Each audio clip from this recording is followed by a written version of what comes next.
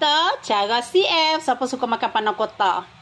Jom masuk dapur. Sedapnya hampa panna kota. Masukkan susu full cream. 250 gram. Krim pun 250 gram. Tapi kalau hampa nak beli, jangan beli yang UHT, okey? UHT dia kurang sikit lah. CF 250 tu CF kali 3. Sebab CF buat 3 adunan. Puas sikit makan. Yang paling mustahak dekat panna cotta ni gelatin. Gelatin ni kita beli yang halal Ada dijual dekat bakery shop yang halal punya. Lepas tu kena buah air panas. Kalau hampa ada microwave, boleh masuk kat dalam microwave. Okay.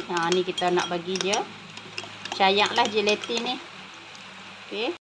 Tu untuk masak panna cotta ni, dia bukan sampai mendidih gluk-gluk-gluk, tidak. Dia sekadar untuk bagi hangat saja. Tak payah sampai mendidih. Itu pun satu tip jugalah yang saya belajar daripada chef. Panas dia 80 darjah Celsius saja, bukan sampai menggelegak. Okey. Ni lagi satu tip juga. Kalau hampa ada esen vanila yang kayu tu, yang macam batang tu lagi bagus lah. Tapi CF pun tak ada, kita guna yang creamy esen vanila je. Nanti CF nak beli juga. Yang tu memang betul-betul best lah guna esen vanila tu. Yang apa macam batang kayu. Dia memang ambil daripada macam pokok lah, pokok vanila tu. Ada orang tanam. Nanti kita belilah pokok, kita try tanam kot no. Adunan gula kita perlukan 70 gram. Tapi CF tak pakai lah macam biasa, CF guna zero. Sebab apa guna zero? Sat lagi, bismillahirrahmanirrahim, masukkan zero, 1, 2, 3 titik. Okey, sebab sat lagi kita nak letak topping, kita nak makan dengan pelam lah apalah, dia dah manis dah. Kak ada kencing cuit nak makan panna cotta, tak mau bubuh buah, tak mau buah apa, letak je zero kak. InsyaAllah selamat, okey. Sebab zero ni pengganti gula yang selamat, daun stevia, biotin dan juga koromen picolat. Untuk susu, saya guna Dutch Lady full cream. Saya guna Dutch Lady full cream. Masukkan ni gelatin kita tadi, bismillahirrahmanirrahim. Masukkan gelatin kita, kacau. Kita nak yang ni, yang risau ni. Kadang-kadang ada orang buat keras sangat, dia dah jadi macam agak-agak tak mau. Dia nak gedik, lembut, macam fluffy macam tu lah. Okey, kita kacau. Dia jangan sampai mendidih ya. Kita tahap nak panas aja. Nampak dia hangat tu kan. Macam tu. Macam tu je lah, tunggu sampai sikit lagi. Sekejap je buat panna cotta ni. Memang best sangat. Kalau dia dah bergasak macam tu kan, bermaksud dah hangat dah. Susu kita dah hangat. Jangan sampai dia mendidih ya. Macam ni kita dah boleh tutup api. Lepas tu kita dah boleh buat dalam bekas dia dah. Tutup api. Senang je. Senang je nak buat panna cotta ni. Panna cotta. Bukan padang kota. Boleh tutup api dah. Dia bukan sampai mendidih ya. Dia sampai nampak tu berasak macam tu. Dah panas dah susu kita tu. Macam ni kan. Dah boleh tutup api ya kawan-kawan. Jangan tapih ya. Jangan tak tapih. Bismillahirrahmanirrahim. Lepas tu kan kita nak kita nak tunggu dia keras tu. Lebih kurang 3 jam tau.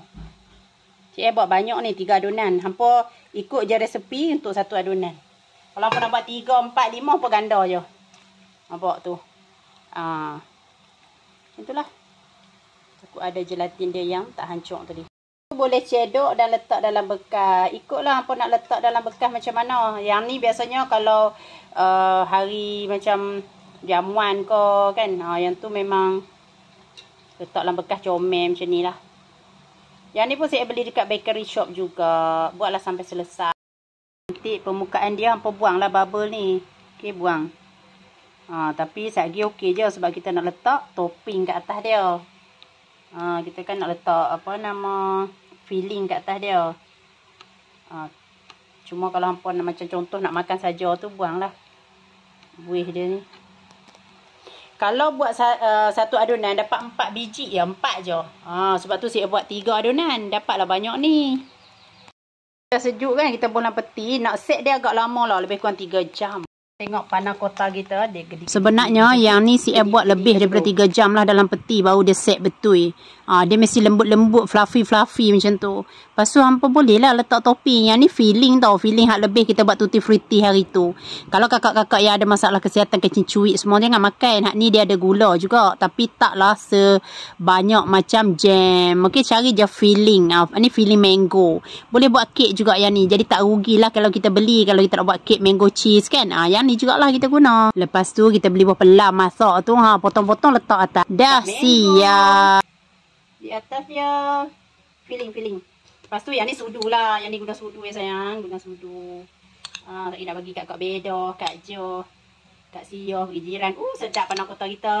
Lepas tu saya juga nak letak blueberry. Filling tau. Filling yang kita buat tutti frutti tu. Tu saya cakap. Tak rugi lah. Boleh buat macam-macam. Tapi kita kena tahu lah nak buat apa lagi yang boleh buat. Itu kan kita buat tutti frutti. Ini kiranya dia set lah. Lama tau. 3 hingga 6 jam. Memang semalaman lah. Saya buat semalam maghrib. Dia. Macam tu. Lepas tu kita buat lah sampai habis. Very filling ni macam dia ada buah tau. Yang ni ada buah. Dia special sikit. Ni ada buah seksi. Cotta. Hak ni panna cotta mango. Nampak ni? Inilah panna cotta. Bismillahirrahmanirrahim. Jom kita makan. Dia memang tekstur dia menggedip begitu. Bismillahirrahmanirrahim. Jumpa apa? Lemak berkrim sebab dia memang ada krim. Kalau kakak yang ada kencing cuit, ada masalah kesihatan kan, kakak jangan letak piling-piling buah pelam. Dah manis. Tapi kalau makan sekali-sekala boleh lah. Jangan makan hari-hari. Memang sedap. Tengok. Tekstur dia memang kena macam ni. Sebab kita pakai gelatin. Sedap ampun. Puas hati. Sebab cara dia kalau buat sendiri makan pelam sebiji. Selamat mencuba. Dan jangan lupa dapatkan zero. Nak buat puding, nak buat agak-agak semua boleh. Letak zero je. Sedap, sihat, selamat. Jom dapatkan sekarang. Lupa dapat kat Showcase CF. Terima kasih hampa.